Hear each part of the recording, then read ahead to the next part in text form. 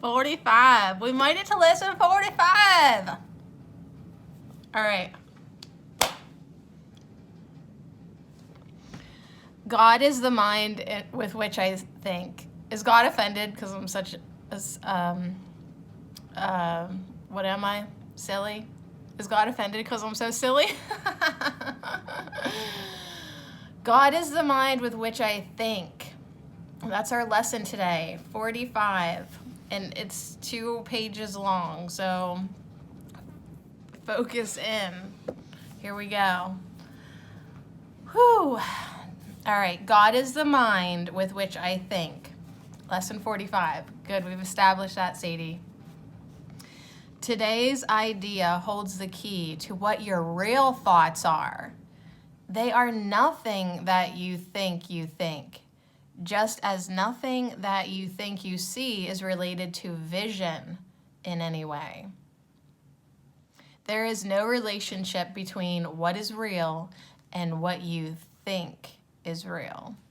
Nothing that you think are your real thoughts resemble your real thoughts in any respect. Nothing that you think you see bears any resemblance to what vision will show you. All right.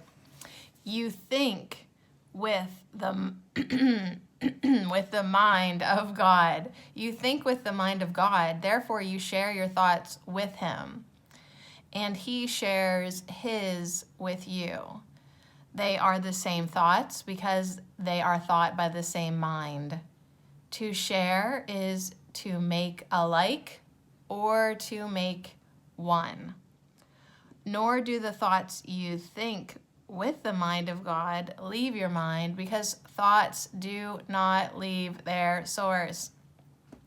Therefore, your thoughts are in the mind of God as you are. They are in your mind as well, where he is.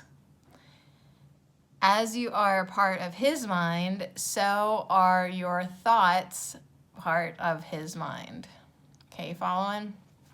Would it have been better if I would have read like this the whole time? That would have been fun for my face.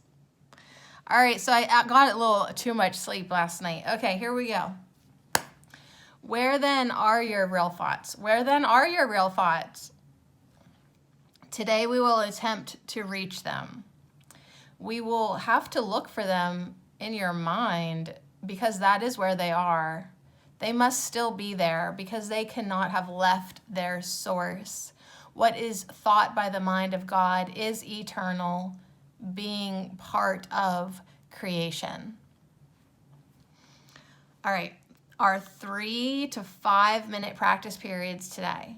No, let me read that correct.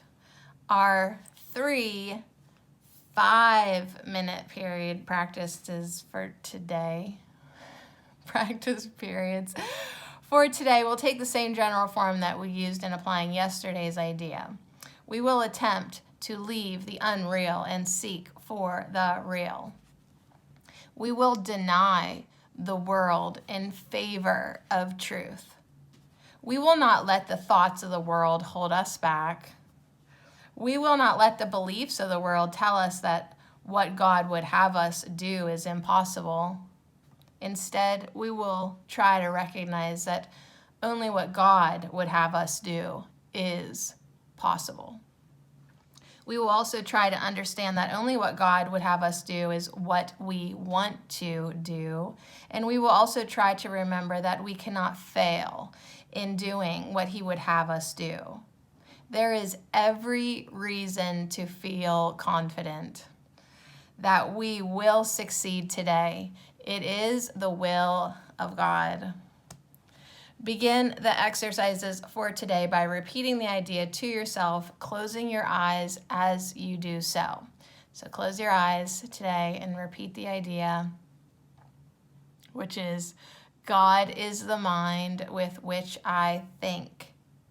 Then spend a fairly short period in thinking a few relevant thoughts of your own, keeping the idea in your mind. After you've added some 4 or 5 thoughts of your own to the idea, repeat it again and tell yourself gently, my real thoughts are in my mind. I would like to find them. Then try to go past all the unreal thoughts that cover the truth in your mind and reach to the eternal. Under all the senseless thoughts and mad ideas with which you have cluttered up your mind are the thoughts that you thought with God in the beginning. They are there in your mind now, completely unchanged. They will always be in your mind exactly as they always were. Everything you have thought since then will change, but the foundation on which it rests is wholly changeless. It is this foundation towards which the exercises for today are directed.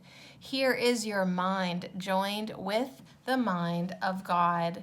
Here are your thoughts one with His. For this kind of practice, only one thing is necessary.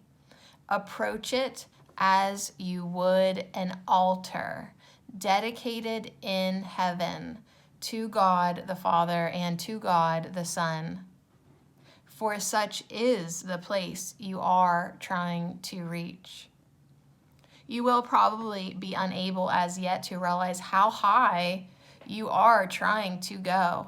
Yet even with the little understanding you have already gained, you should be able to remind yourself that this is no idle game, but an exercise in holiness and an attempt to reach the kingdom of heaven.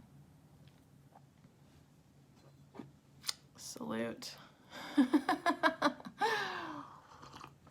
Hold on, we're not done yet.